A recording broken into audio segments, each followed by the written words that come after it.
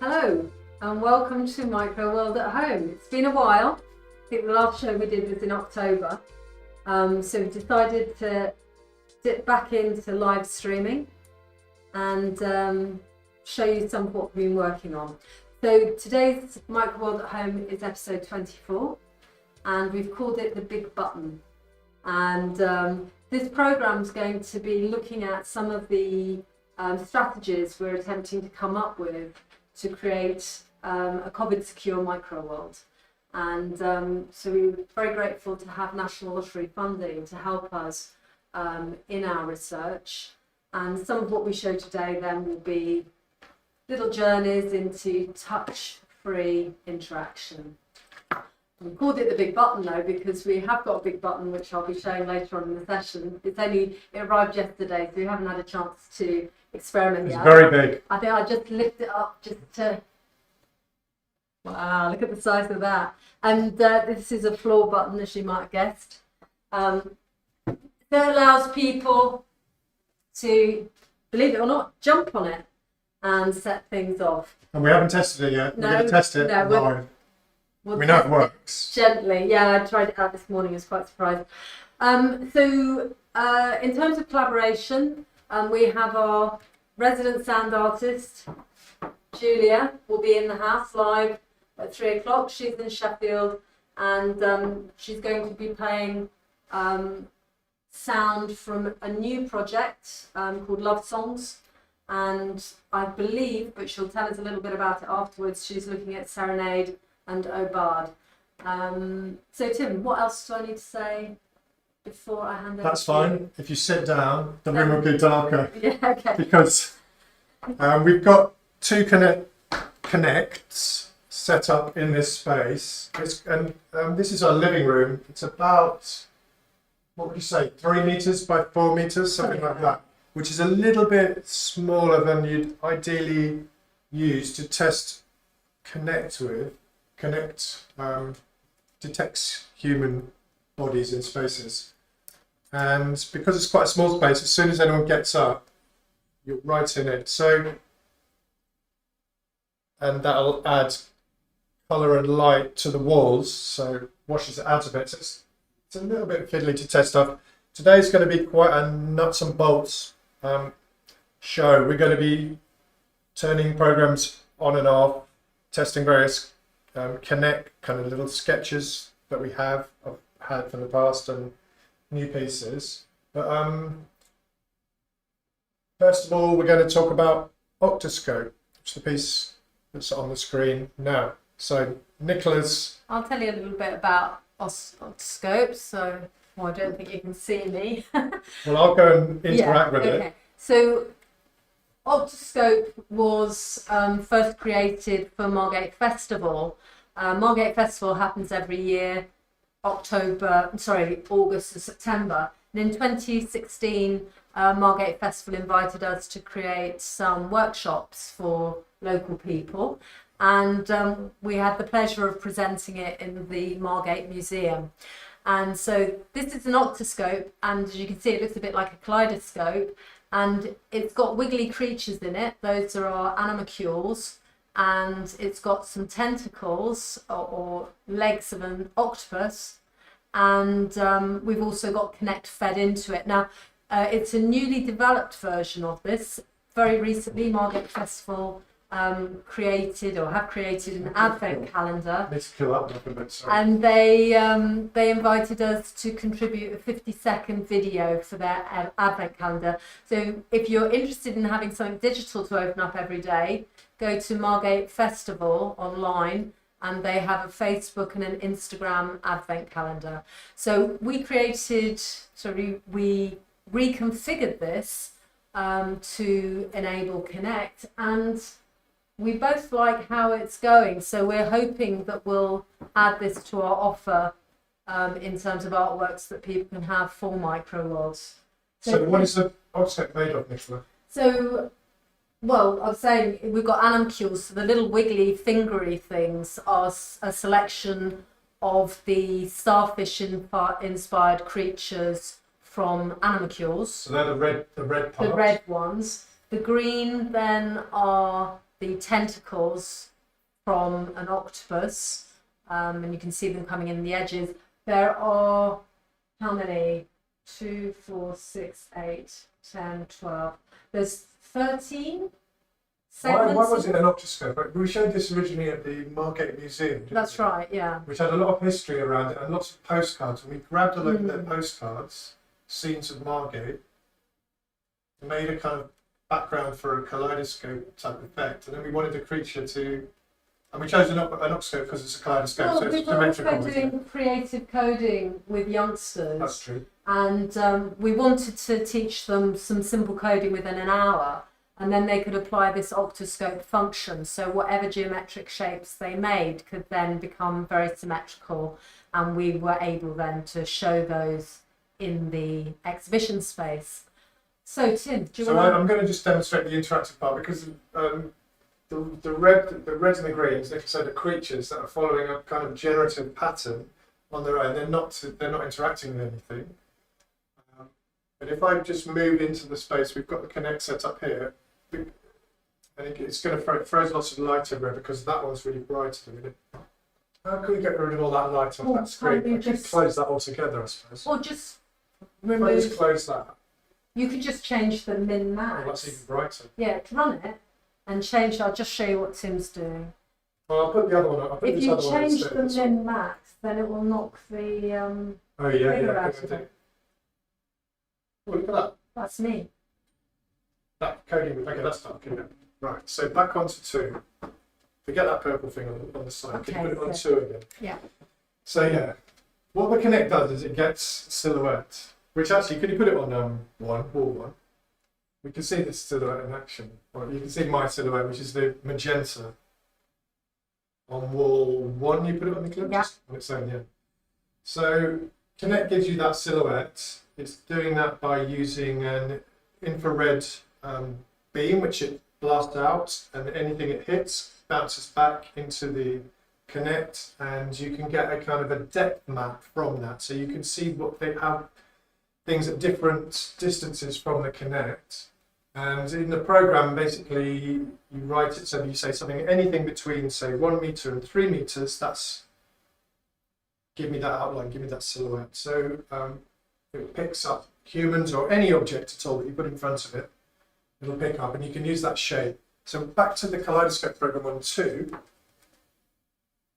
So the blue that's adding on top of the red and the green, that is, I'm creating that. So if I move out, and then I can just move back in, I can add some blue. And that blue, it's a little bit hard to see, as I say, the setting's not quite right, but that is my silhouette. Let me see if I can get a hand in or something, foot in or something. What about a noodle? Well done, you took me on to the allotment, didn't Oh yeah. you? So the idea of this piece is not, it's just a visual, it's going to be, Nicholas thinking a bit like a foyer piece. So you enter into an interactive space on its own, and this would be just something to, a playful type of piece to create a visual, get you interested, get you in the mood for I think interaction. it shows very quickly, without words, that the exhibition is interactive. Yes, and we would make it so it's a bit more obvious that it's actually your silhouette that's doing the blue stuff. I mean, Yeah. I'm finding it difficult in the space to Yeah. actually pick out. What about if you go on your knees and stick your hand in the air? Forget posture. The So you can see it's a we've work in it's progress. true. This work is fine. It's just there's not enough space there to properly test it. The Connect is behind me, so we usually would have the Connect in front of you, which makes more sense, sort of logically. So, see, part of it is I'm in the actual beam of the projection as well. So it's a kind of, think as well. This is the first version of Connect, and I think probably I would use a lens that you can get on it, turns it into a fisheye, so that the figures are very small, so that when people's silhouettes are added into the octoscope, they are the whole bodies. yeah, we've got a couple of those Let me see if fisheye I can- let me lenses. have a go. I wouldn't put it on it, to be honest, No, because let me have it's a go. getting spec around. You're a bit smaller now. I mean, you could probably work better at the scale. The scale in this space. Connect to your right, Nicola, to your right. Isn't it this one? No, it's that. Oh. Which one is it? Oh, it's this one, is it? Yeah. I think we've got two Connect in the space. Oh, It's here. right, okay. Surely it's here. Yeah, as I said, this is going to be a nuts and bolts program because it's quite hard to figure anything out. Okay, there I am. Right, So the Kinect should just pick up a hand on its own. It doesn't have to have the whole of the body. So you should be able to get a nice hand silhouette. yeah, I think it's the min-max distances need a bit of work. One thing I should say is the Kinect is a defunct piece of technology. They finished. It was at its peak in about 2011. And a million people bought these because the idea was you could play these really cool games at home. But the games for the Kinect were pretty much all terrible and involved you having to get out of your sofa, move in your crowded living room like this. You can see we're having problems with the space, but you can create interesting patterns as Nicola is demonstrating now. So yeah, the Kinect games were rubbish, but lots of creatives and artists and people made interesting interactive pieces for museums. And in a museum or a gallery space, you have a lot more space to work with, and it was a great tool, but they gave up on it because the games were rubbish. So can you visualise the Connect silhouette on this programme? Yes, you can. So, it might help. Where are we running from? We're running from that Mac there. So if I press K, now if I press V, there it is. Oh, it's up there. Oh, okay. So you can see in the top left corner, yeah, that's what the actual Kinect is seeing, and then you have to adapt that. So I think that probably the way the Kinect is being drawn in the Octoscope is wrong. It's not, so you can see my arm quite clearly, Yeah. but when it's being replayed, I think maybe it's an issue of rotation.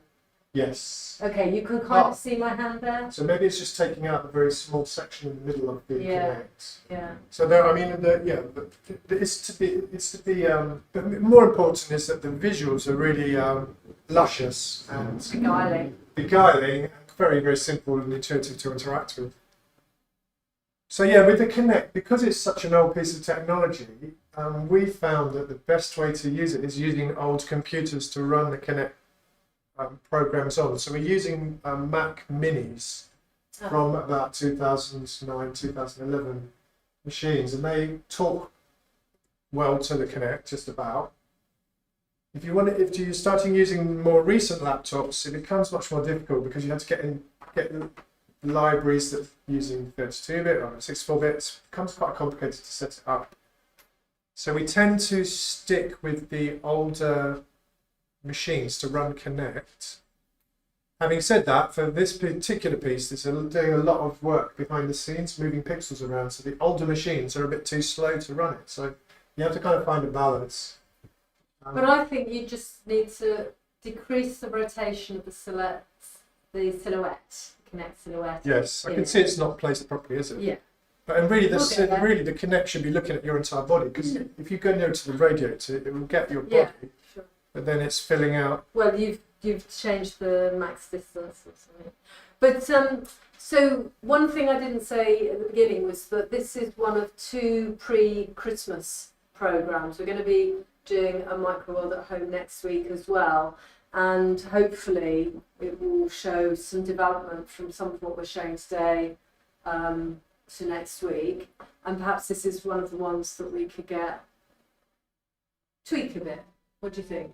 For next week? Do you think we might have time to tweak it a bit? Well, I'm hoping, of course, yeah. We're going to be doing a lot more Kinect next week. I hate to say it, but it's very Christmassy. I think this is why I looked at it for the Advent calendar contribution we were making, because that symmetry and the colouring. Yeah. Anyway, it's a work in progress. So the other main thing that we did with Kinect, and we always show it in our Microworld exhibitions, is multiple, which was the very colourful piece that was running before. So I might quickly just walk through that, because we hardly mentioned it at all in the Microworld at Home programs, because we've mainly been working on something called Sea People. So yeah, with what I can see the settings are on the list. Once you've got that silhouette, the Connect silhouette, then you can multiply it around a space in various geometric patterns. So this particular one is the version that we showed in Intra in Saudi Arabia. So we've added these kind of Islamic type patterns. And this changes every minute to different setups. And we've run multiple, almost in every show we've done since we came up with it in about 2016 or something. It's really very easy to set up. You don't have to tell anyone to do anything, super intuitive to use. People just watch other people doing it, mess around, make shapes, different patterns. And each time we do it, we add in different patterns. And this shape is based on a biological idea of reproduction, bacteria sort of multiplying. But now it's just become more than just a play, an open play sort of piece. And I mean, this is a solution that lots of museums have used for simple, intuitive engagement. Oh, this one we had Yopal dancing. This one we made a film out of it originally, and he was not doing this. Let's do listening. So yeah, the silhouette is repeated and with a time delay, so you can kind of get this cool.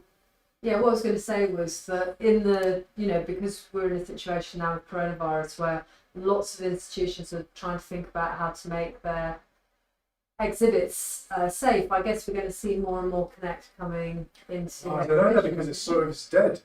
I mean, there are newer versions of Connect, but they're like Orbeck or whatever. They're different companies which took the technology and sort of repackaged it.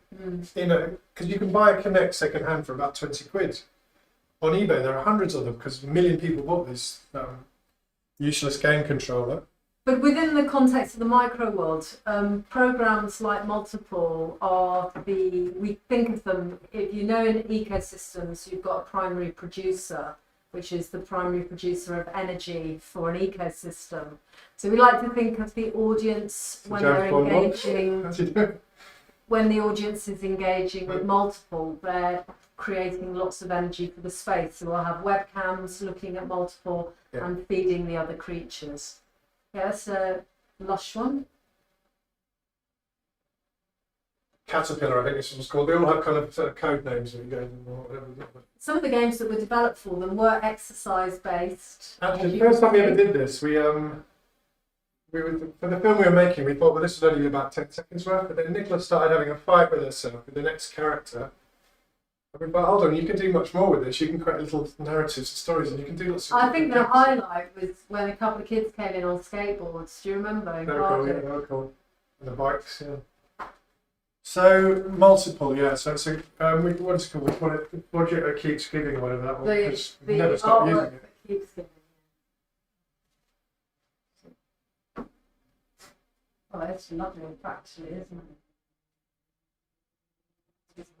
So yeah, we should talk a bit more about. So Connect is one strand of what we're doing for the ACE COVID Secure project, and the whole idea of the project was that we create microworlds, which are large-scale installations with about could be 4 different pieces or could be 12 different pieces. It depends on the size of the space and the budget, but quite a few of the pieces, I'd say about 30 or 40% of the pieces, that's nice, look at that, that's beautiful.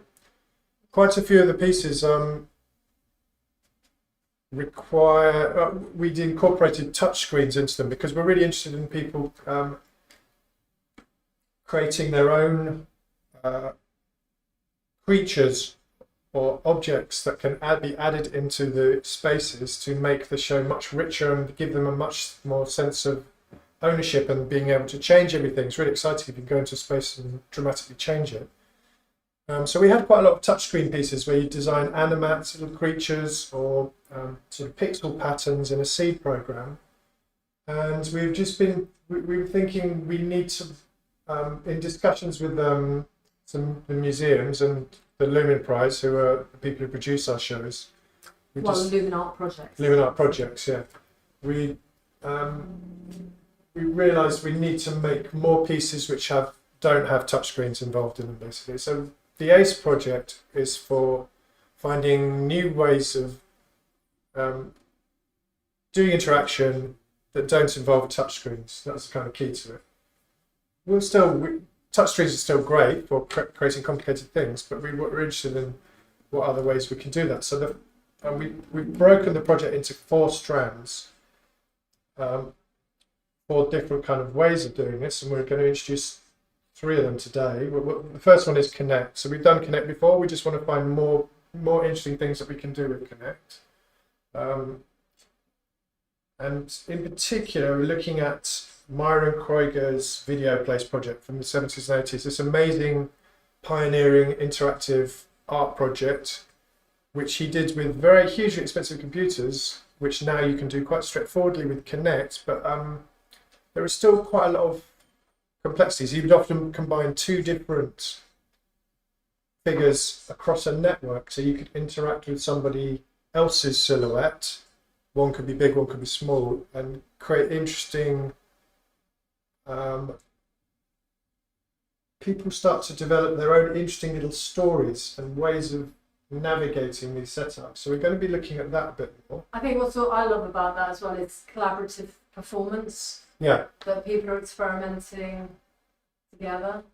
Yeah, Connect is a great one for getting people moving in a space, obviously, and we've seen people dance for like half an hour just in their own little world, creating their own amazing patterns, and then other people just watching them, people doing tricks, backflips, all sorts of crazy things. So it becomes, it's a tool that suggests performance in a way, which is really interesting. But the collaborative one as well. So with Myron Kreuger's work is the fact that at least two people are exploring. Not necessarily in the same space, even. Yeah. They could be at the other end of the gallery, yeah. but through the network, the figures get placed in the same space. Yeah. It's like telepresence, is it? I suppose that's the word they used to use to describe this. But you can, if you imagine, well, we'll demo some next week. One that I have got, did a brief little sketch. I'll show this one. So on wall 1, yeah? On wall 1, yeah. This is going to be pop-ups. We've also done with Connect, we did a couple of games. We did one game in particular, Flap, which was, you were a bird. No, you were a figure and all these fish were dropping down. You had to annoy them. We did that with Geeka for a couple of years. It was really, really successful, and people just queued all day long to do it. Mm. And there was one guy in particular who just was amazing at it, and he kept coming back, and he could last on it for 20 minutes. But in that game, you just had to avoid things falling down, which is quite a good thing to do with the Connect. You can't move. If I move out here, that's 1 meter, and then to the other side, it's about 2 meters. So you don't have a huge space to work with. So it's quite good for sort of just dodging back and forth. So this was just another idea I had for controlling. Could you drop that slider at K speed down, Nicola? The 4th slider down. So it's my silhouette. I'll shrink down to smaller. Down to 1, yeah? Yeah, drop it down to 1. So this one I've got a couple of buttons. Can you see that? Oh, it's tiny, Nicola. Yeah. So you can see my hat, which is the blue dot. We'll do it on there, and then I can also bring in wall 2. Okay, so this idea, there are some controllers that you can use to move around. So I can go up, I click that one, then I can come back down that one. So green, if you press I, Nicola, you get rid of the dots. You can see the dots kind of following my hand. Press I for info, so that gets rid of them. So this could be a way that you could move your Connect figure around a space. One thing that's quite difficult with Connect is you're on the screen, and maybe there's something interesting on the right-hand side. You wander off to see what that is, but then the Connect loses you off the screen. So you don't really, you want to keep people on the spot, but you also want to get them to move around the screen, because otherwise they're just stuck in one space. So the way we've done that before is we did a flapping program called the Fly, which we might bring out next week actually. Well, the Globster, which is coming in today, was reading the figure from the Fly, wasn't it? Yes, but I don't think you flew around in that one. So anyway, this is just a way, and then there could be more arrows left and right and so forth. Oh, well, that's not good. Oh, I see. It's got a big. Well, it's quite good. Could this be a multi-user thing? Could you have more than one in there? Yes. Yes, there could be two, and I can see a game in this. Quite, you can have things coming in horizontally, and you've got to try and avoid. Let me do it on 1 and 3. That looks great. You can see. So, can you see Tim on the monitor? We've got it going in front and behind.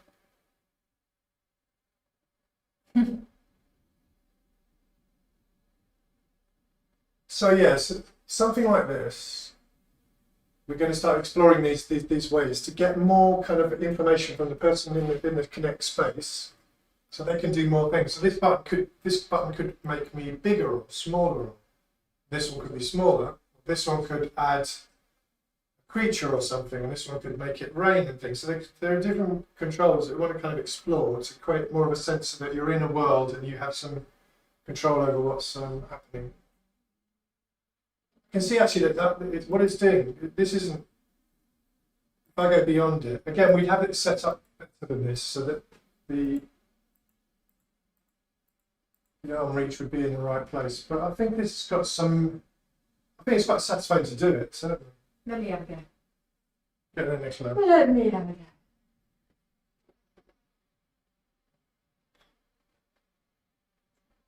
Okay. It's like being on a kind of forklift truck or something. No, I've got to find. Oh, yeah, Nicola, trust Nicola to break it. You haven't broken it, she just went up the top of the screen. 5th floor, please. Yeah, Floor. you could stop and then you could allow you to You walk can't off. walk off there because then you're No, out I of know. the Connect. But do you remember, was it Through? That was quite a nice Yeah, that was game. the only good Connect game. FRU. It was made right as Connect was dying. Yeah. In that game, you used your silhouette. Little creatures would walk across your silhouette to get from. Really nice, actually. And that actually, Myron Kroger also did one of that. He did that critter program. Where a little creature was walking around your silhouette. Yeah, I mean, we've mentioned his name a lot in the programme, but that was a massive inspiration for everything we've done, really. Right from the very beginning, yeah. And we've never contacted him. I think he's still alive, isn't he? He's sort of a bit uncontactable. I don't think he's dead yet. I don't think you'd know really. The last he was doing stuff was in about 2000. He, as I say, he did his stuff in the 70s, 80s, bit going into the 90s, and then I think he got interested in VR. Did some stuff with headsets and gloves and stuff. But then that kind of died away, didn't it? And then I think he maybe retired. He was. So yeah, I think I've put a couple of requests out on vague requests to see if anyone knows where he is. But it's American. So that is. Where are we for time? 1:30. Right. So I keep blabbing on about Connect. Are we going to be talking to Connect for an hour? Well, we're going to do the Globster, but I was going to go through some of the Glastonbury ones, or do you not want to bother with those? Yeah, no, that's fine. I mean, I haven't checked them out. On that wall? Yeah, all on this wall, Okay, yeah. so I might need to darken space. In the meantime, I've just introduced my lines pattern there. Nice. Bring a bit of variety. So yeah, one of the first times we used Connect was at Glastonbury 2011.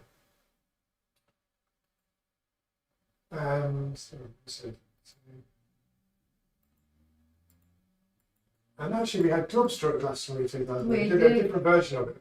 Globster was originally called the virus. It doesn't look anything like a virus, but you know. The theme that year in Glastonbury was the Earth's being killed by a virus, wasn't it? Yeah, that's probably why we did it. Oh. It was a wet Glastonbury. It was ahead of its time. It was 2011. There hadn't been one for a while, and then there was one. And do you remember that on one night something went wrong with the gangplanks and 40 people had leg injuries? It was a horrible pile up. Yeah. People got hurt. Okay. So yeah, very simple things. So this is this one works quite nicely. So loads and loads of different little tiny sketches. So this was the birth of the maggots piece, really. Yes, I guess. Yeah. So it's backwards, isn't it? So if I fill it all up. It's just a very simple repeating pattern. It's a graphic, So geometric. yeah, so let's find one that just shows the actual Connect data. So this is a mat. For this one, we're using the library. You can see at the top there. You can't see it's too small, but the library called Simple Open NI, which we've used for almost all of the Connect programs, apart from the more recent ones, because Simple OpenNI was written in about 2008 or something, and just stopped working on the newer computers. So let's try and find one that's just got background skeleton. Okay. So one thing that Kinect does is it gives you the infrared depth, as I said before, which gives you a grayscale, and from that you can pull out what you want and use it to create all the ones we're showing on the walls here. So what is this one doing here, actually? Okay, so that's the grayscale. So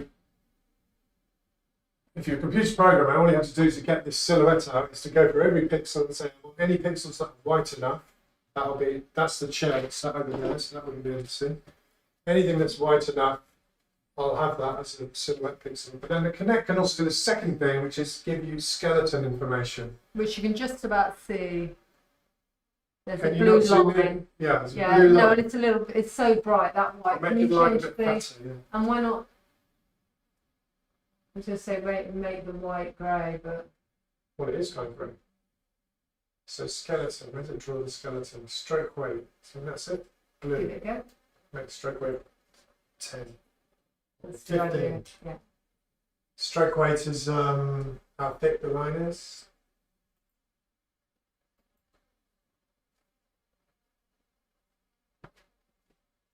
Once Kinect appeared, you could suddenly do all this type of interactives Okay, that's good. with very few lines of code and a very cheap piece of technology. Prior to 2008, to do anything like this, you'd have to be spending tens of thousands of pounds on infrared scanners and so forth. So here's a skeleton technology. So it automatically works out where all the body parts are, but you can see it kind of gets a little bit confused sometimes. Certainly if you turn around, it doesn't know, my head's missing up, my head's a bit off the screen. It's good for locating the centre of gravity, I think. Yeah, but you can do that just by Yeah. averaging every pixel that's in the silhouette, and just get the one in the middle. So it's a bit more mathy. So yeah, one arm's up, one arm's down. It's a bit of a mess The to reluctant skeleton. We've only did a couple of things ever with it, a kind of chicken that danced on you. And that's pretty awful, to be honest. Well, it worked, but then people It was would come in the flight. space. It was If I get flight. out of the space altogether, we'll go this way. Well, yeah, the chicken would just crumble in the bottom corner. You just sort of come in and not look very interesting. Sometimes a skeleton wouldn't appear, and then you're supposed to create this T pose, was it? Did you have to have your hands up? Was it like that? I can't remember. It was like No, that, wasn't it? So you'd just have to stand there for 2 seconds while it said, oh, that's the T pose. Now I know where it is. So that's hopeless. That was useless for interaction because you can't tell people what to do. They won't just won't do it. Yeah, lost one of my arms. It's good. It's a bit flaky, you can see. It does do multiple skeletons. You could get up and join me, actually. Yeah, well, There's a bit wrong in this room. Round something. So there was a piece in the Barbican a few years ago where it was basically using the skeleton, but just drawing that, not the the background. bird. Oh, These huge geometrical sort of structures. that's right. Wasn't it for dancing? It was Uh, blocky. It was It big. was smooth. They figured out how to adapt if Yeah. the skeleton information goes missing, Yeah. Yeah. which we've never probably The funny, worked out. the how. funny thing is that when a skeleton does something different, the audience would actually think they've got to do what a skeleton does. So that it becomes a sort of who's Right. leading who. Yeah. You know, I think I can see my legs twitching, so then I start twitching my leg a little bit. because you try and catch it again. So look, it's left a bit of a skeleton on the edge of the screen as well. Yeah. There's all sorts of odd quirks in the Kinect skeleton. But it's a bit like So- those. Do you remember the little wooden toys that you press a Yeah. button underneath and the whole creature still collapses and then. Got you right, that's a Christmas thing for that. Have you? So yeah, so that's the main two things Kinect does. What else does it do? You can do a 3D dot map.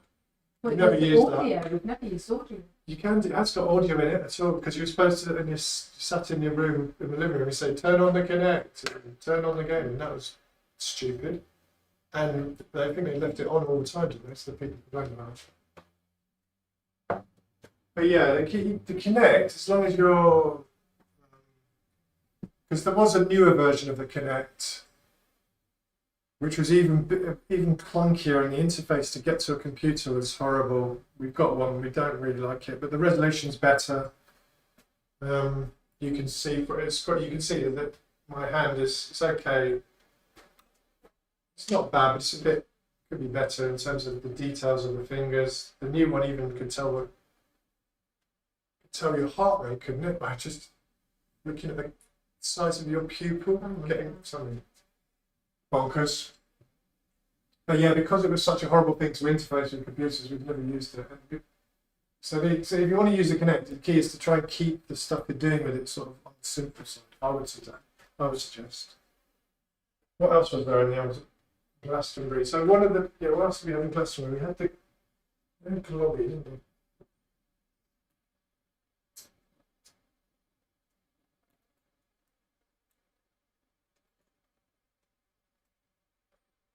One thing I would say about the Kinect is it's super stable once you've got it set up. It hardly ever crashes at all, although the Shipman library occasionally crashes. That's after running for a long time. So what's this one? Nose 4. Head 2. Let's go for head 2. Oh, big head. some of these are hilarious. Let's try big head. Oh my gosh. There'll be breasts Big and bottoms ones, in there. yeah, adult woman. That's not that bad. So let's see what this one does. Oh, right. So I've got to hold that pose, haven't I? Right, go on to more one. Not even going to working. Go into it. Oh, it's not picking up, is it? So maybe you've got it on false or something. Yeah, let's try a different one. Well, I could look at the code, I suppose. Or maybe I had to make the pose and then it Well, I recognises think me. so. You're meant to stand in that little figure, yeah? Yeah, okay, try it again. So this was forcing people into the T pose. The thing is, this is Well, you quite can't difficult. see yourself, so how can I know. So very good, isn't it? Okay, this is the early days of not quite getting it right. Let's try a different one. It was bigger. It's little One, little isn't it? head, Big nose. big nose. I think this one is better. Yeah, I think I remember this one. And it's a kicking. This is round. this is one of the classic things that everybody did with Connect. Can we which all is, look back slightly, isn't it? yeah, It's a little bit. I think that's what it is. It's loading some graphics, I imagine. Oh, Oh, no, okay, this is an early flying one. okay, right. So where am I in this? Oh Okay, my so gosh. well, this is going to be hard to control. Okay, yeah, it's working. It's working. Right, so this is one where because you've got the set data, you can use that to see whether more of the points are to the left or to the right. And because of that, you can say if it's more to the right, spin to the right, more to the left, spin to the left. And then if there are more points above the centre of gravity. So in the background there are bits of the lobster which I'll show you. And then you can sort of fly across it. But the thing is, people just don't work out what to do with this one. It's an interactive piece. So someone would have to be there telling you what to do, which we don't like, we've come not to like. In fact, once we saw an amazing Kinect piece in, where was it, the Barbican, was it? With the birds. Do you remember that one with the The flipping? one where we all got told off. Yeah, we got told off because we weren't Interactive, interacting in the right way with it, because we, whatever, we're having fun and messing around. And we really, But it got written about. That yeah, appeared it's in all the an newspapers. award-winning project, probably organised electronica or something that year. So yeah, it's a little bit tricky this one, but anyway, there's still room for I'm sorry you can't get the other one. It's bigger. big head. There's one with loads of little. Yeah, no. So we could, let's look at the folder again. Big head may be in the one that was attaching it to your head. Yeah, So, that's what I want to Yeah, no, well, so go back to the other one. Guess I can close boards. I'm looking for the one that was kicking bits and pieces around. Yeah, that was little nose, wasn't it? Yeah. So is that it? Yeah, nose. We've got, small nose. Yeah, small nose. Must be this one, surely. If there's a data file with loads of bits in it, Yeah, that's it. Yeah. This was Yeah, inspired so by a this was story a- on Jack and Ori called Little Nose, about a little Was it? cave boy. Yeah, okay. And little nose went home. Okay, oh look, actually look, it's got a figure there. Does that mean it's not in It's- interactive You mode? might have it on false, that's what I'm saying. So maybe you've got to Press spacebar. Oh, you have to look at the code. This was the classic connect on is true. Let's connect on true. It's quite interesting looking back through the old code and trying to work Connect on false. false. That's why it's not working. When you, yeah, one thing about the connectors, it does become quite tiring to Do it. debug programs because you have constantly have to debug, then get up, do some action. So this is the classic thing everyone did with the Connect. So yeah, anyone who knows Camille Utterback What's recognises she did sort of poetic she did writing. probably not the Connect, but she did. No, on the early days, but I'm sure she'd be working with it now. So this. But I tell you what, for a Glastonbury audience in the Yeah. Shangri-La zone, they couldn't get enough of stuff like this. 1 o'clock in the morning, so Yeah. out their heads. Yeah, this type of stuff worked quite well. And it would be, it would have been bigger on the projection setup that we had. This I like is the quite. This works gravity on pretty it. well, actually, doesn't it? Let me go in. Yeah. Let's start smash stuff around.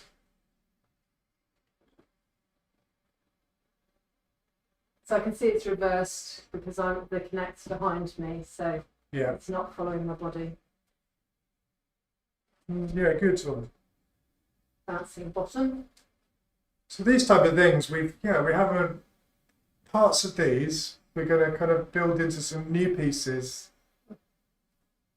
So just the key thing is they have to be intuitive to use. We're not interested in having you can put up instructions, but no one ever reads instructions. We don't really want people telling people what to do. We want it to be so intuitive that you just get stuck in Well, you there. get toddlers in there. Or you watch kids always just jump in, they don't care. And watch them doing stuff. It's quite nice, isn't it? Quite It's lovely and bouncy. isn't it? But it's a little bit of a game, but I don't think we mind that so much. Well, you just say this is a toy. Yeah. The Then, thing is, again, if we go back to the Microworld concept for the audience as being the primary producer, this is a great way of getting lots of energy. So it helps people sort of make sense of the key species. Oh. Kick my big button. don't step on the big button. Try not yet, anyway. So actually looking at it now, we haven't looked at these for years. Oh, probably Yeah. 2011. Yeah, they're kind of engaging, aren't they? Lovely. So what, did you have another one in there? Did you want to try Big Ed? Try to big head and turn the Connect on instead.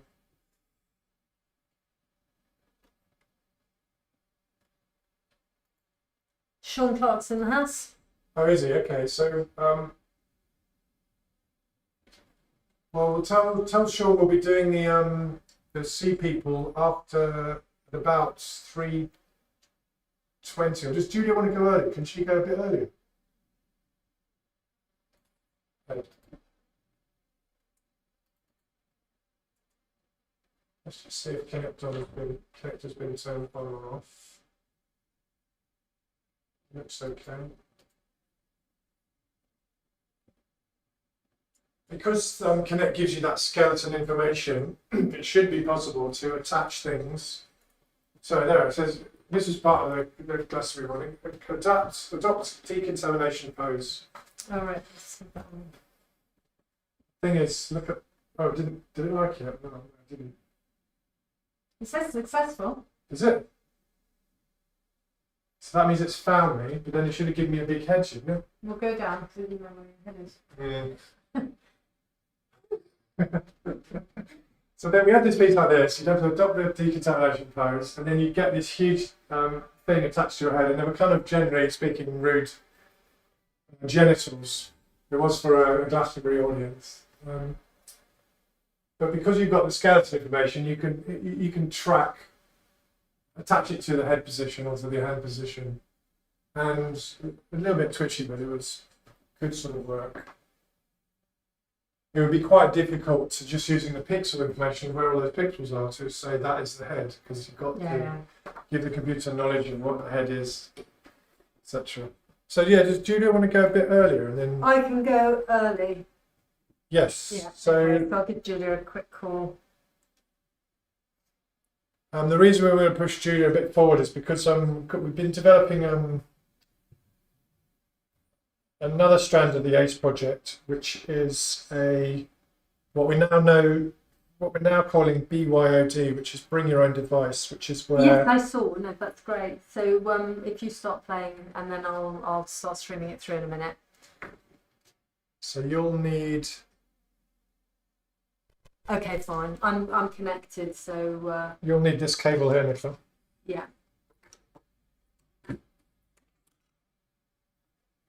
Yeah, bring your own device. In the ACE application we called it smart. But it's how, rather than using a touchscreen in a gallery space, you could use your phone. Take your phone out, link it to the program on the wall, then control the program on the wall using your own phone.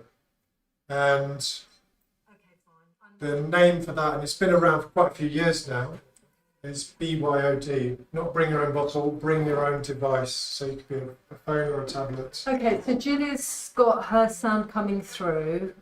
I'm going to We run need to Globster get here. the things running. So Julia, we're just going to set up the program. So if you introduce Globster, Nicola, and then introduce Julia's piece as well. Yeah, so let's just I'm going to turn off that one.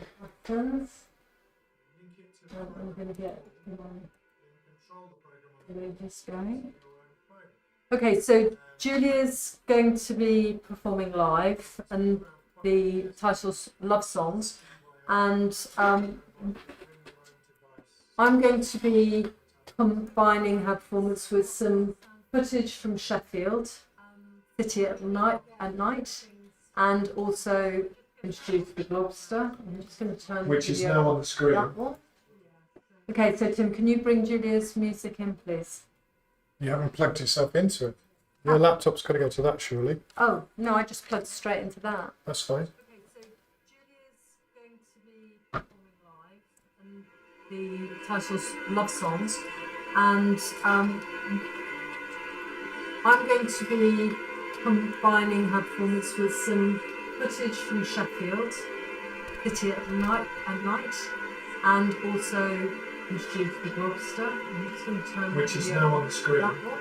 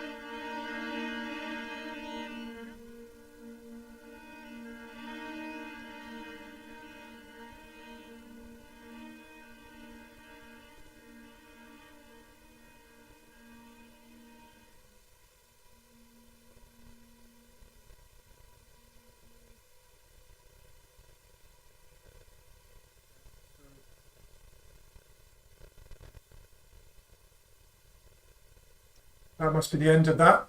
Julia? Thank you. Thanks, Julia. So that's Love Songs. I'm just going Jazzy, to wasn't turn it? that down. What, Coltrane, Nicola? Sunrise, something like that? Wow. Anyway, Julia's gonna phone us in a second when she's ready to have a chat about that. But I think I'd like to think that the Globster married well with it, and I'll tell you a bit more. Plus additional Lobster. improvised dancing by Tim. I know, very rare thing to see that, but yeah, very beautiful, Tim. Very sensitive, I'd say. But yeah, so Julia, when you're ready, give us a call. And I do like interacting with the Connect. It's really, it's not, I wouldn't say it's disembodying, but it's really, I find it really interesting to make shapes and just to explore what you can do with your body. I mean, I'm not dancing, I can't move around. I do like that white ghostly silhouette though. It's a quality to it that we haven't worked with very much. No, I guess it's got a blurring on the edge, isn't Yeah, it? and I like it. Yeah, it's quite a nice fuzzy edge, isn't it? Yeah. It was looking more glowing before, but I don't know why it's not. Oh yeah, when you get the edge gets a bit. Okay, here's Julia. So I'm just going to turn her on to. Hi, Julia. Hi. So very beautiful. The signal was a little bit intermittent at the beginning, but then it improved. Yeah. But I guess. Oh, that's good. It's funny because obviously I'm listening to it back through my phone as well as on my computer. And at one point it reminded me from the phone, it sounded like a fly trapped in a jar. Well, it settled down, so I don't know if that's. I remember you saying one of the masts or whatever in Sheffield was being fixed. But anyway, very beautiful. So, do you want to tell us a little bit about what you did? Yeah, so basically revisiting again an improvisation that I did with a friend of mine, Mario Caceres, where we improvised last December. And we improvised for about 17 minutes, and I've used some of the material from that to create 2 compositions, Take Flight and Metalwork. And I thought, because there were some pieces in there that I really wanted to explore in a little bit more detail, I thought I'd go for a sort of a romantic. Well, I suppose there's a bit of romance and passion in there, but I had spoken to you about, maybe exploring the idea of love songs, and you'd mentioned about Abade, which is a song of the coming of dawn and worried about leaving your loved one. And I looked up Serenade, so I can't say I'm very knowledgeable on these subjects, but actually it gave me sort of like something to work with, sort of like change of pace and a sense of belonging towards the end. So yes. So you were mixing it live. Are you going to end up doing a mixed? What would you call it? Towards a finished composition. Yeah. So it's Love Songs Work in Progress. That's its official title. Right. Okay. And that's the first time I've experimented in actually mixing different layers with it. So there's manipulations of phrases within. I've got the melody that's running through, and then there are manipulations of those melodies which are running through as well. So, but yeah, I enjoyed it, and I really loved the visuals. Fantastic. Super. Yeah. So you were dancing with the Globster, but as you saw, Tim was doing a little bit of improvised dancing. Yes, absolutely. So we're going to do another show next week, and it will be developing what we've done today and a few more things. So I think you mentioned maybe bringing some bells into it next week. Yep. Lovely. All right. So thanks very much, Julia, and catch up later. Bye. Lovely. Thank you. Bye-bye. Okay. So yeah, Globster. Do you want to bring Globster into view? The thing is, I can't You can't. drag the Globster. Oh, It keeps hiding in that top left corner. I can bring him in on my camera. Oh yeah, do that. So this is so Globster is, well, you saw that we were fiddling around with these body bits back in 2011.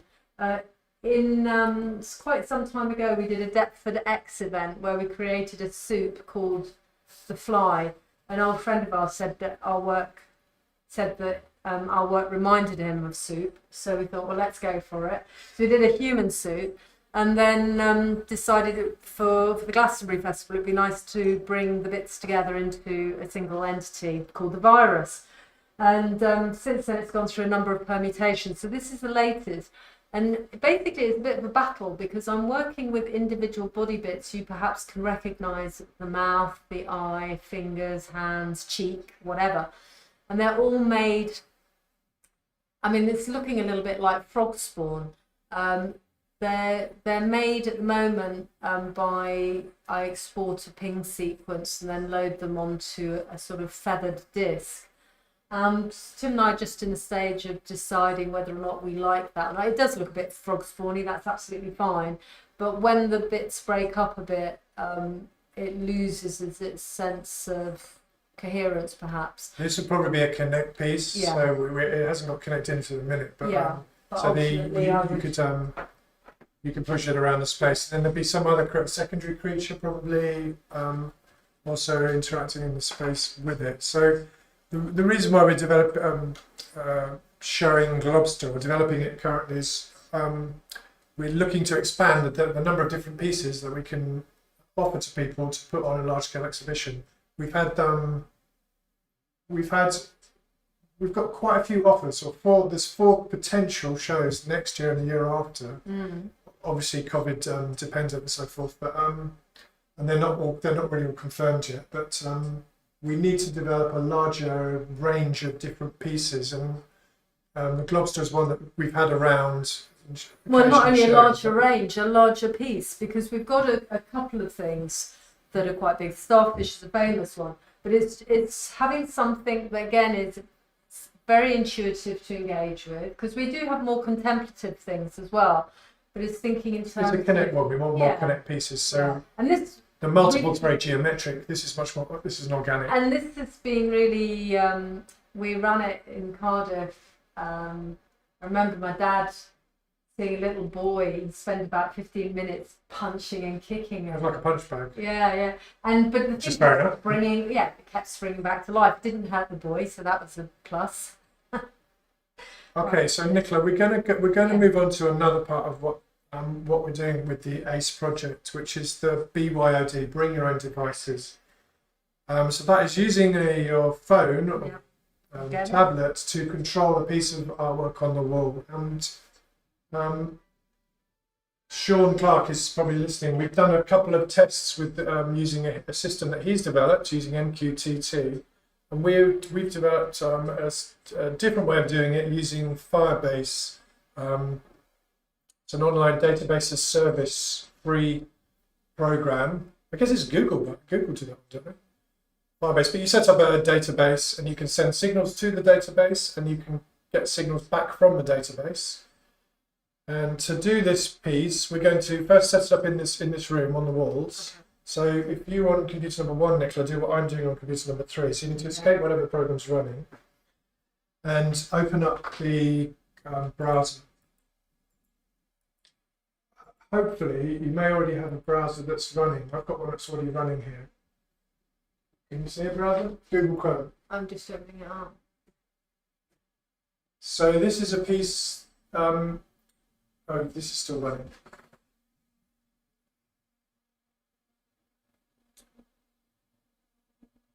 Oh, we're confusing each other. We've got 2 projectors on this wall. Do we need the second projector? We just turn it off. Yeah, so where's the little device? Turn that one off. So now Nicola's just got one. You haven't. Turn that one off. So you need to go to the URL. So you can join in at home. You go to interactiveartists.uk, interactiveartists.uk, and that will get you up to a page that Nicola's showing now. If you scroll down, Nicola, the piece we're looking at is called See People 2020. If you click on that, that'll open up the screen. This is what would be in the gallery space. So now if you go to the 3 dots, you make it full screen. 3 dots and then the square image down. You see? Okay, so that's running, and we've got two different browsers looking at the same web page. So I'll just make mine full screen as well. And I'm going to make that wall brighter, I think, so that it gives a bit of I'm going to get off. I want it to be full screen, and that one didn't go full screen. So why is that? Is that because this is a full screen? Now I need to reload it. So the idea is that everything is done through the browser. So that means what we're using is JavaScript, and we're using the P5.js JavaScript library, which is the processing but written in JavaScript. And I can see already. I was interested if you. Again, it's not got a full screen. Don't worry about that. It's good enough. So, are they identical? That's the first question. They are actually kind of identical. They look good. Look at They that. look pretty identical. One of the I'll get rid of Globster. Yeah? One of the projectors is not projecting quite as sharply, let's say. But yeah, get rid of Globster. So I don't want to get rid of Globster. I want to just make it shrink it. So Okay. how do I do that? Can I make it? There's a scaler on it, isn't there? Can I just drop the scale down to nothing? Yeah, I don't mind it just. Okay, you can make it dark. Just take all the age. Make it alpha, 100% alpha. 100% alpha. No, the other way. Zero. Zero. Is it? Why is this green? I've just made it green. Oh. I'm just trying to brighten the space up a bit. It's so dark. Can you see here? No, we're going to get loads of colour on both sides. So don't worry about that. I just want to get rid of. That's it. Thank you. Okay, so we've got this. So this is the browser looking at a JavaScript program written in P5.js, which hopefully we can control what's on the screen using our mobile phones. Nicola's got a mobile phone. I've got a laptop here which I can use, and you can also use at home. So you need to go to that same website again, interactiveartists.uk. And you want to click on where it says See People 2020, you want to click on the one that says Controller. Okay, so mine's just loading up. And you should get a screen, a brown screen with 8 buttons on it. Yeah. You might have to turn your phone sideways. I don't think my I'm now CSS is not. No, not that one, you're on the wrong one. So go back to Interactive Artists, Nicola. You should be looking at this. interactiveartists.uk. Yeah, now click where it says Controller underneath See People 2020. Yeah, I did. Your finger's too fat then. You should get this window appearing. What happens is it just goes into a program and not doing anything. It goes to the brown one. That's what you want. Yeah. And then it shoots. You do it. You can zoom in on this, can't you? Just press Controller. There. Do things sideways.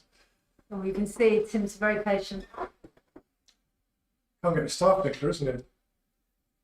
You haven't tested this out before, dry. No, the whole point is it's a dry run. See. Okay, so you get a controller. Now I'm going to do nothing at all, Nicola.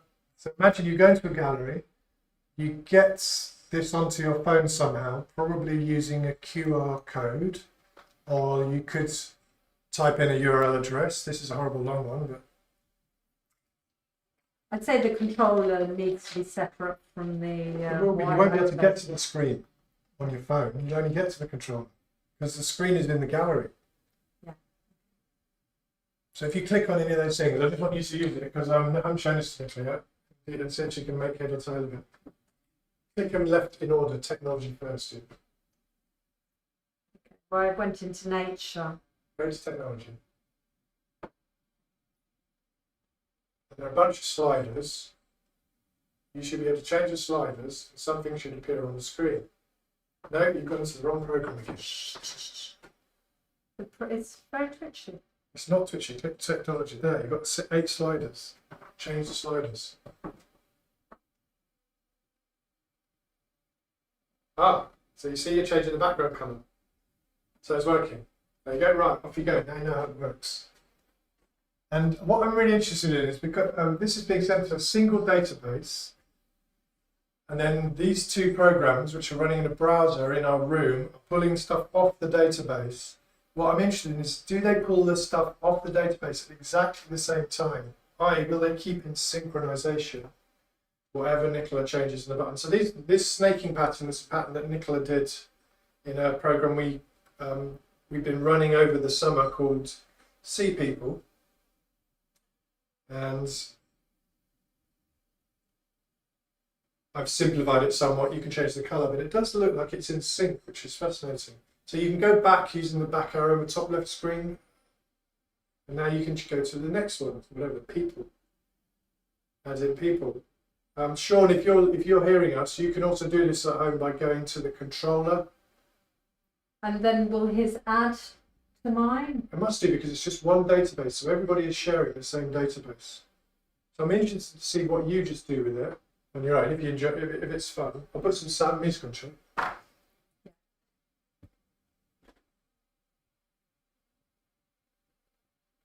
So there's a slider in people that doesn't have a name. Does that mean it reduces?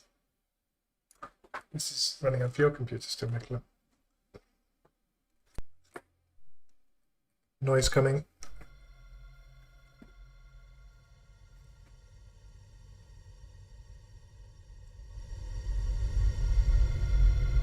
So I've just put some backgrounds bits on just to. So I'm in.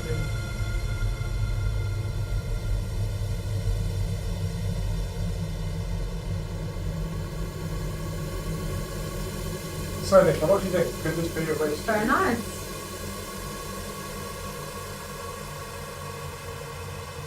Very nice. It's very fast. It is fast. The reason it's fast is because it's using, it wasn't fast, it was definitely slow the other day. But then I found that you can use, if you write some browser-based JavaScript, you can use a graphics library called Webgl, which stands for Web Graphics Library, and it speeds up your programs by about 20 times. It does a few, it's actually a 3D thing, so I guess it's for doing 3D objects. It does a few other things. It puts the origin and percent and so forth, so you have to tweak a couple of things, but yeah, it got a speed boost of about 20 times. So is it actually exactly in sync? So one part of this is an option called Art. If you go into Art, you get a little a sprite entity. You can create a sprite and then send that in. This was kind of in the same style as the one that Sean wrote, which was, as I said before, using JavaScript as a front end, but then using Qt2 as the back end. What I'm interested in this is, after Nicholas had a little play with it, then we're going to play at the same time as if we were both in space and see if we can battle against each other. So Nicholas dropped a little face. If you want to drop in a second base, I think you have to change one pixel, then you can do the same as once.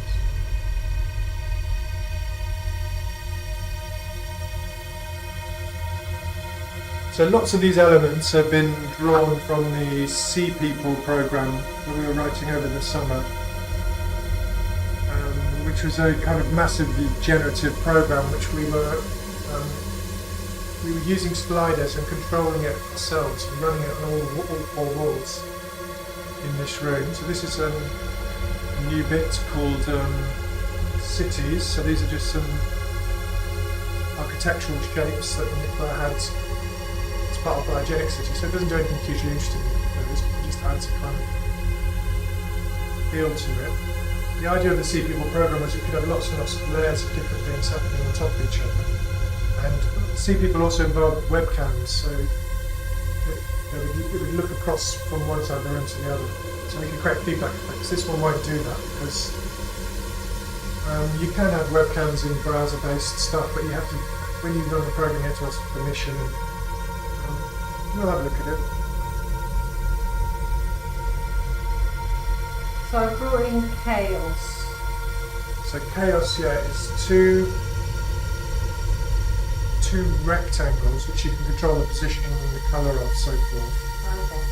And then if you have the robots, which are the little people in the Sea People program, they respond to those shapes and also the pixels. I'm going to create some art things.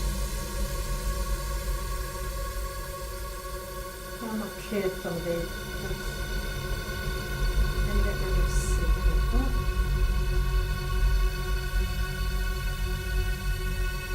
Either way, you can get rid of them. Alright, robots. Not seeing. Ah, Sean said massive. Sean changed something. How do you age in the house? You sent a sprite. But also. That's me, I'm sending sprites. Kill something. Did you send that green sprite? Yes.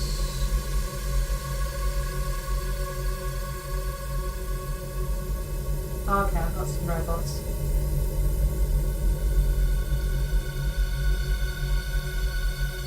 So do the robots rely? Robots will On pick the up fifth. the sprite. Oh my god, look, it's all in one pile. That's really good. That's not supposed to do that. So that's an error in the program. What's that? The sprites are supposed to come in at a random position, but they're all actually dropping in one pile down there. Also, when I do certain buttons, but if I do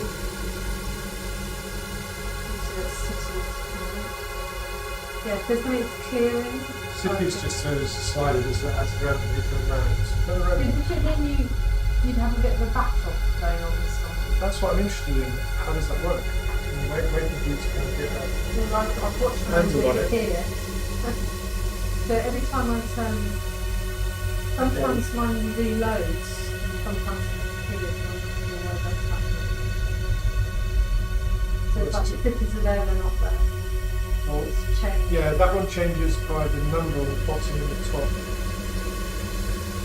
Oh, okay, I can do something that's not big. When you change your slider, should my slider change?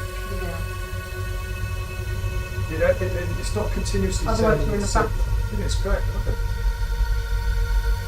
So without sticking to that, Yes, what's it's that? because they've got out of sync. I'm imagining a butterfly better than I get animals. But if you don't quite get the signals at the same time. However, I wonder if the one. So Sean said it looks good, but I can't see any sliders. Oh, so you used to go to the controller, Sean. The sliders are in the thing that's called controller. Yeah, see that? He said he's done exactly what I did. I'm not sure if I can. Well, the address for the sliders is interactiveartist.uk/ccontrol3/control. And that'll get you to a set of 8 buttons which control each of the. Why not just send him the link? I've done already, I've just sent them.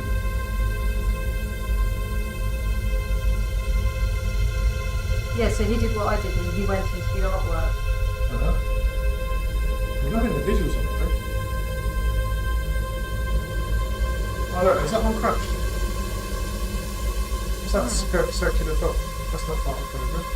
Oh, it is! Wow! It looks like one of those I'm a vaccine bit buttons. confused. Should I be able to interact? Yeah. Yes, go to give me the exact address, interactiveartist.uk/ccontrol3/control. Tim. I'm not emailing, just send it in the No, chat. it's Tim. I'll do it. Move over. Podge over, Nicola. Podge over. You can do your both anyway.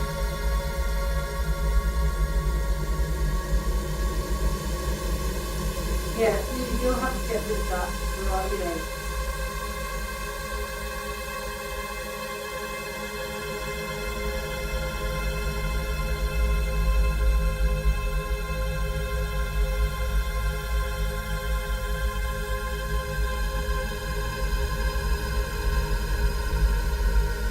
I'm just thinking. Not that we wouldn't have two running the same thing in the gallery space at once. Oh, yeah, I think it's really got legs. So the issue then is what happens is Needs sound, doesn't it? It really needs sound. we've got 10 people in the spec. Yes, so let's work on Should the something. sliders check? Well, yeah, so the idea of the chaos room, if you go to chaos, is if I control one of the rectangles and you control the other one. So if I control the red rectangle, so you control the 4 left sliders and I can take the 4 right sliders, so I can move my thing around to wherever I want. How can you move it? I'm moving it now. Because I can't move it. ready to see? How did you get it to know? X and Y. DX, DY. You have to keep. You need to change RX and RY. Width, I have width to is, keep going I'll back drop and your width. forwards. Width for you. So actually, I can see what's happening. It's interesting, isn't it? So I'm going to move yours up and down. So you're doing it, yeah, so you're moving it on the slider, that's the point. You don't. How else would I be doing it? The whole thing is done through the sliders. You might be able to set it in motion, like the CD card. No, this one is just a block. But when we both do the same slider, we get this flicking effect, which is kind of cool. It's kind of interesting. Or does it crash? Should we try and crash it? Yeah. It's getting the messages from the server. It's not crashing, is it? No, because those figures are all good. That's it, Sean's done it. He's just in the pattern. I didn't touch anything. Well done, Sean. So John's just changing the pattern. The thing is, he can't see it live though. He can see it on his own. If he's got two screens, he can see a double browser. So I put swarming, does that not do that? Right? Because he's doing patterns. So He's doing technology. sometimes I feel it wipes things away. So don't be too quick to dismiss what I'm saying. If I go to cities,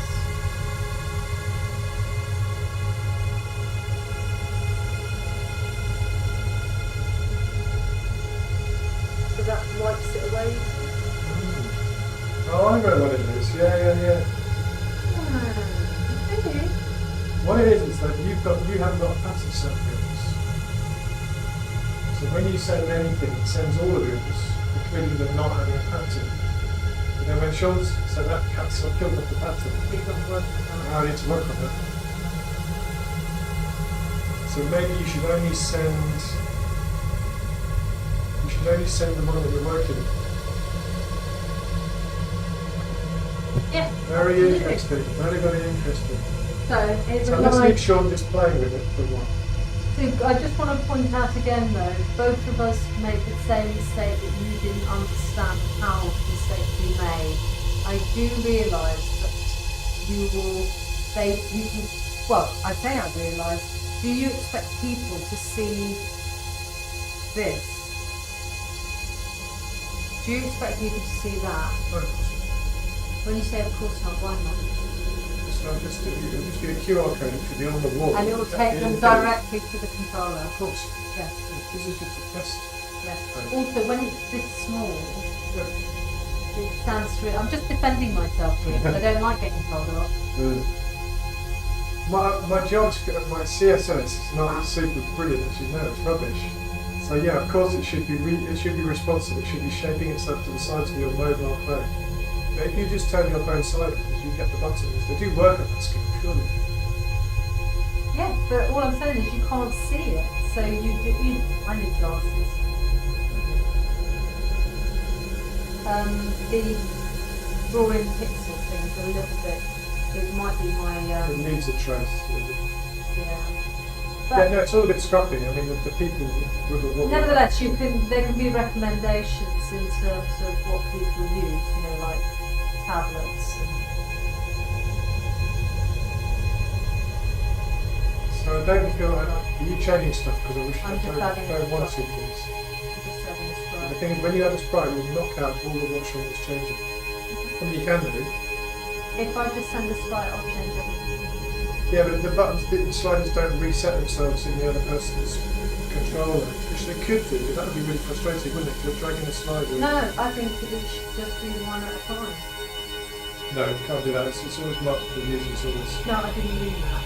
When you send a sprite, all Yeah. you do is send a sprite. Yes, That yes, is split it one up. at a time. Yes, that makes sense.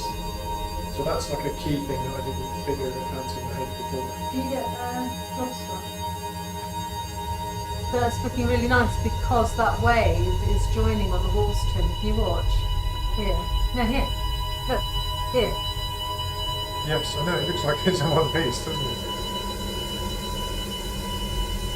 So, And you can have the 1, 2, 3 if you want. Drops through in the middle. So I'm surprised it's, I guess, doesn't it? There must be differences, surely. how would you Yeah, the sprites there. how would you monitor in your head that it's different? Oh yeah, okay, the sprites are different. Yeah. So why are the sprites different? Oh, okay, because the sprites are different because when they appear, they get added at a random position, which is randomized What about the robots? locally rather than it's not randomized in the database. Yeah, and the robots. I need to write these down. Okay, let's just keep debugging. Got it. I'm using my phone and my.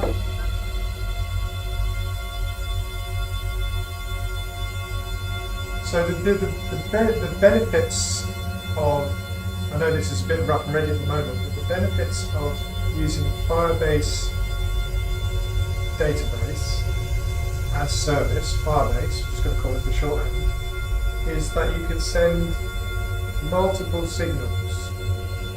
You can send continuous signals to it. The system we were testing before in the summer with Sean, which was an MQTT based system, is really much better for kind of an Internet of Things type project. For example, once a minute, your garden shed will tell you what temperature it is. So you can get these signals. It's super delayed sometimes, don't worry about it. No, music. Turn the music off. How awful. What do you mean not? It's very quiet, isn't it? It's kind of quiet. It's too noisy. So yeah, what's the saying? The MQTT is better for occasional bits of information, small bits of information. We've just got an allotment in the last month or so, which is great news. We haven't really talked about it. It doesn't quite relate yet to anything that we do, although we spend a lot of time looking at nature, being in nature. But yeah, for example, you might want a temperature sensor on the soil, so it would say, "Oh, I'm too dry. Can you give it some water?" So that would be a good Internet of Things project, which you could use MQTT for. Yeah. So when you see that it's too dry, you go down and press a sprinkler on it, automate it or something. So Firebase is better because you can send continuous signals, and it's pretty much free until you're using thousands of millions of signals. And it's Clearly, there's some tweaking to be done, but I'm in the first. I don't know if it is the first iteration, but I think it looks really compelling. hanging, isn't it? I love the visuals.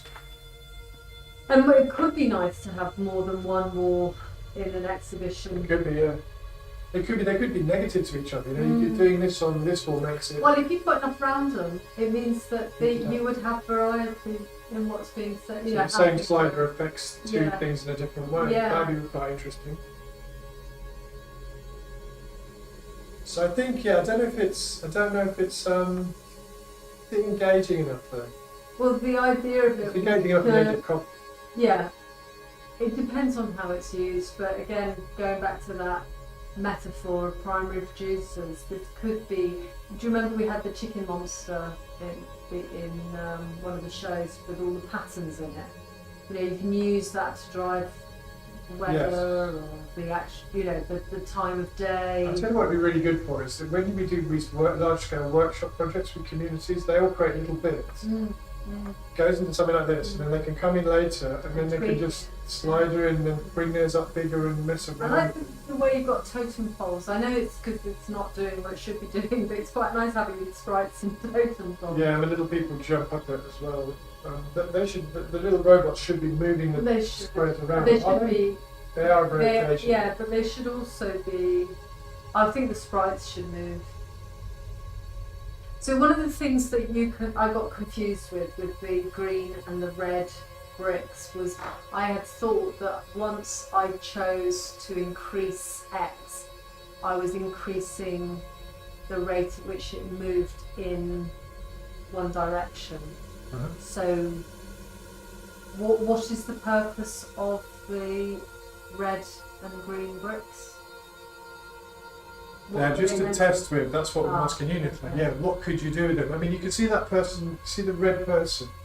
If I drop this brick down. So I've got robots on mine behind you. Yes, that's what they do. So why are they flipping? Because I can't encode it properly. Anytime they get to their own colour, the robots jump up. Yeah, right. So then you could use it to create game or a challenge Yeah. or something. So I could get the red brick. So the red brick was moved to the left. Then the little robots. I like to think of them as little people still, though.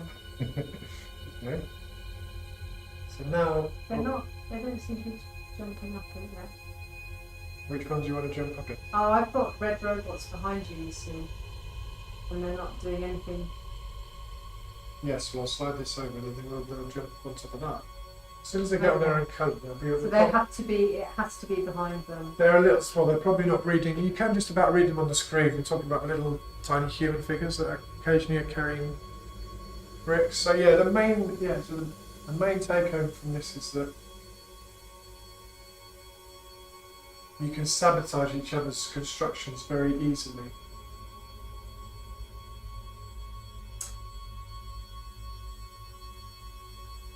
Or yeah. So you've seen it as a bit of a battle, then, have you? I just think it's sort of inevitable that. No, but I mean, some may want to build something together. Yes, so you I can always set tend you to can do set that. challenges. So can you Yeah. get 10 green people on top of this? I mean, if you wanted to do it as a teacher, you think of that as a project-based thing. I mean, this could be something that is thinking into workshops going into the future. You know, we had the Conway Hall, we could get set challenges, so this could be more a richer kind of So then environment the for other doing thing challenges. that's so let's say this is in a gallery space. Even though anyone in the world could see that controller, they would be less inclined to do it because they can't see the output. I think Or in the you gallery, upload it. I think you'd have a QR code down here, Mm. and so you can only see that in the gallery space. You Yeah. can't access this online. Yeah, and it's dedicated. It could even change each day, couldn't it? So I think it can. That's I want to talk to Sean about that. But I think you can have you can generate your own QR code, So it should- presumably. at the beginning of the day, it generates a new QR code, so the people who were there yesterday can't necessarily. Yeah, do so it. that's the next stage for this testing. Yeah. Is to do that. And to do that, I need to talk to Sean about. We're consulting with Sean on this ACE project because he had one for one. He used to own, or he probably still does own, a mobile app development company, which did work back in quite a long while ago in big Cuttlefish museums. Cuttlefish, yeah. Media. So they do. So they do the things where you get given a tablet used to do it in a tablet in a museum. I'm sure they do websites and lots of other things as well. You get given a tablet and you walk around the museum. And when you get to a certain place, you press a button, get kind of an audio transcript or maybe an animation or something. So that was probably before QR codes existed. I'm sure they existed for a long time. And QR codes have only just come into their own in the last few years because now they're built into webcam to smartphones now. Previously, you'd have to install a QR code reader. The QR codes are those black and white, grids of black and white things, so they're like crosswords, puzzles. Mm-hmm. That's all they are is an encrypted web address. So they're an easier way, save people having to type in the web address on a phone, which is not that easy. So yeah, the QR code, I think, probably would be the way to do this. There are other ways, but that's a way that I understand that we could do it. Well, that's a Because conversation. these aren't a million miles away from QR codes already, are they? Mm, mm, mm. So this BYOD, bring your own device, is going to be part of what we're researching over the next few months for the ACE project with consulting with Sean. So we've done two strands. We've done the Connect strand today. We've done a lot of that. We've done this BYOD strand, which we'll be developing more bit by bit. And then the third one we want to think about is The button.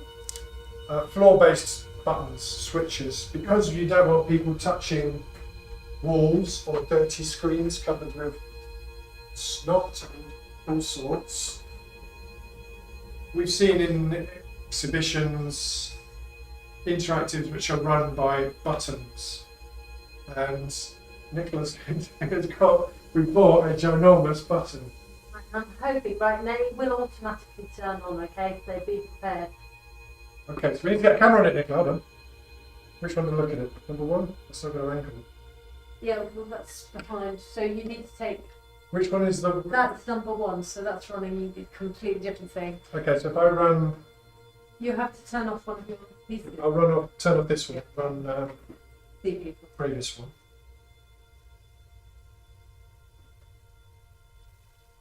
Saying that. Is this what? Oh, it's on full screen. Isn't it? So I was pleased with that. That was a good little first test. But it definitely needs sound, I think. That would really make it when it becomes a kind of not just a vision generation machine, but also a sound generating machine. No, I don't think this is. Oh, one is that one. So it's 4.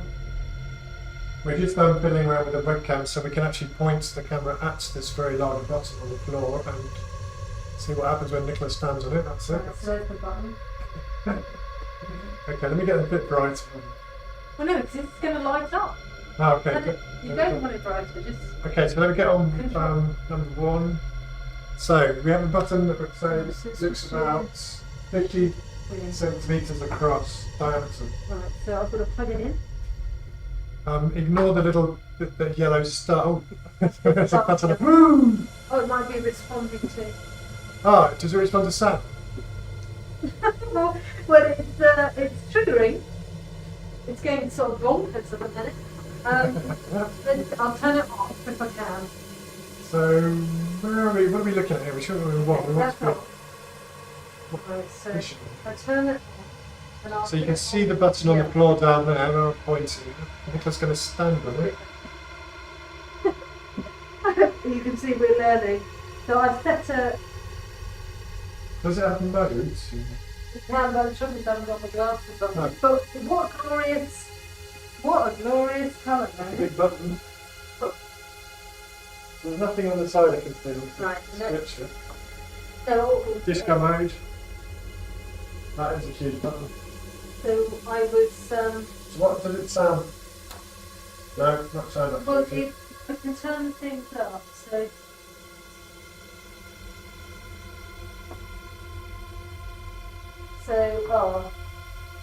So it says tap 1. So. Okay, we're obviously going to have to learn how to use this. It's probably got programs, because I can see it's got things like fade on here. Oh my god.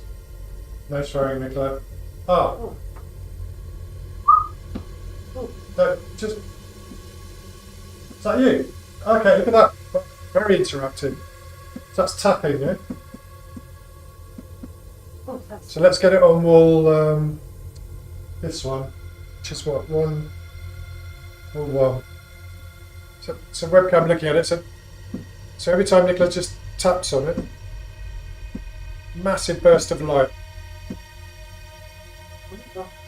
I mean, we're not thinking that is the interaction, that button. That's just something we bought from a shop. We're thinking to hack this so that we can use we can see if it's responsive to touch, or standing on it, or tapping it.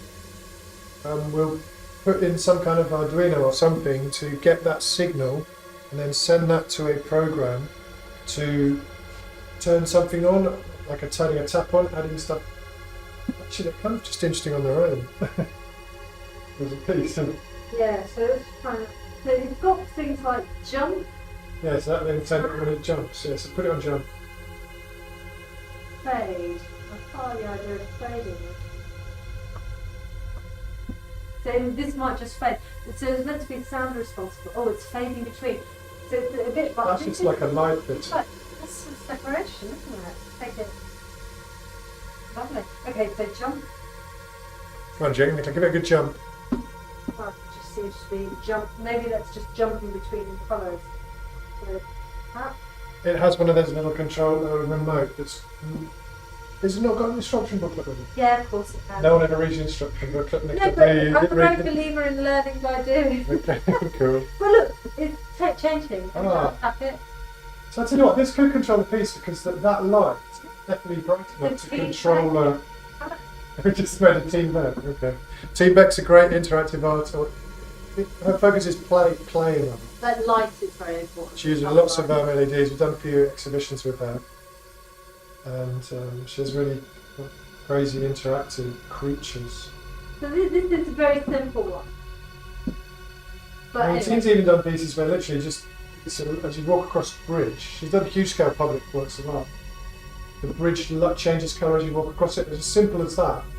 You can just create the kind of magical experience. So It does create we're a not lot trying of to light. create a team back piece. We're No, trying to figure out how to It do does create a lot of light. Yeah. But so the thing is, if I can change the colour, I can control the colour. So you can see in that how it illuminates the whole space. Yes, That's green, that's nice. but Yeah, we're going to hack it anyway, so we can just drop out some of the LEDs. I mean, it's Yeah, just a yeah. number of LEDs, isn't it? actually, So actually can't. It's sealed off. no, we'll be able to get into it. Can't get into it at all. It says you can't. It says if you get into it, you're going to get your money back. I can't believe you can't get to that. These are just screws. This is just Phillips all the way So around the edge. they're saying. Oh, look, you can see what's inside it. Yes, you can. Put it on wall one. Wall one. So this is the back side of it. And you can see inside there looks to be a small microcontroller, and then The a thing is, series if you of... do go into it, it seems to be quite protected, presumably. But it is only. No, it's not quite... It's not... We're not putting any electricity mains. I mean, enough to run a strip of LEDs. That's tiny. That's a tiny voltage. There's not any danger of electrocuting little nippers as they jump on and off it. So, Nicola, if you don't jump, I've got it on. don't stand on it. It is super solid, actually. Look at it.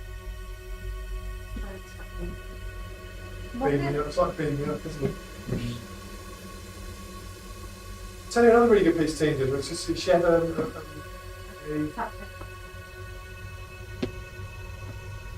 It's also on fade by looks of it, so it plays between both.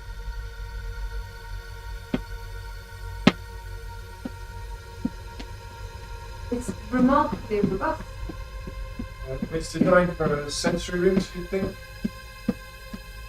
It's quite nice piece of kit. But we're going to hack it, so yeah, it does throw a lot of light. Although saying that, it's still fairly... Rather than take LED, you know, because you could have it under a floor, so that it's just the top bit that's touched. Yeah, you can paint it up a bit black as well. Because they show them in photographs in stepping stones, so the kids can jump from them one to the other. You know, they're £70, so not to be sniffed at. I saw one photo, it had about 100 of Yeah. them in a massive... that was the piece, that was the art. Well, it wasn't an art, it was Sure. you get this sort of grey area between art and And with sensory play as well. just interactive. It's just things that are interactive without much any kind of Okay, content. so- They're just fun to play with. Right, it says you don't get any sense of being in control of looking at YouTube. I think we can combine the two for maximum flexibility. Can Firebase run locally, or is it a purely cloud service? It's cloud service. But that's for, we don't really be discussing this with you on through Sure. chat on YouTube, no. So Nicola, what I want to know is, Well, we've got 5 minutes. are you going to do a dance? can it? Shall we get another one? I like it. What you need to be, how can I put this? You don't care, but it's quite easy to make certain types of art. And you need to be careful that you become an expert in your particular area, because there are a lot of some technologies are so kind of work so well that is all, they almost just are the piece of art. So you need to be a bit careful. We wouldn't want to create a Team Beck type piece. Not that they're great, but that's what Team Beck does. We need to create a genetic move type piece. So we need to figure out how to use this to control some creatures or something lifelike, I suppose. Yeah, I'm just gonna see if I can get it working on sound. We have also bought some, tiny small buttons, 5 centimeters across. We bought one of those ones that they use in tattoo parlours for pedals on their tap to go on. Speed, I think it is. So I don't think this one is a sound one because this must be a generic keyboard guide because you should have a note that says it's a sound, so it doesn't. Let's see what Cyan looks like. Saying it's got sound in. No, it hasn't. I just said to you, I don't think it is. That's tap 2. Oh, it's got a fade on it. Nah. Turn the fade on. So you're saying you have to tap twice, does it? Let me turn it off. I can see Nicholas going to be all week. She's going to be stood on this, bouncing up and down. Turn it off. Yeah. I think it holds its That's light. saying hello.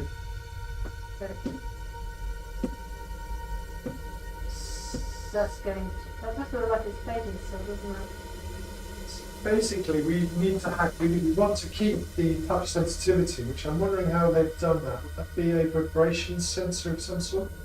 We're working on this on the push on the floor button part of this ACE project. We're working with Matt Mapleston in Margate, who runs the geekery and is an electronics and an engineer, and an expert at connecting artists to technology. So we're working with him to try and figure out how to hack some of these or make our own buttons, so called floor switches. What I really like about this is really durable.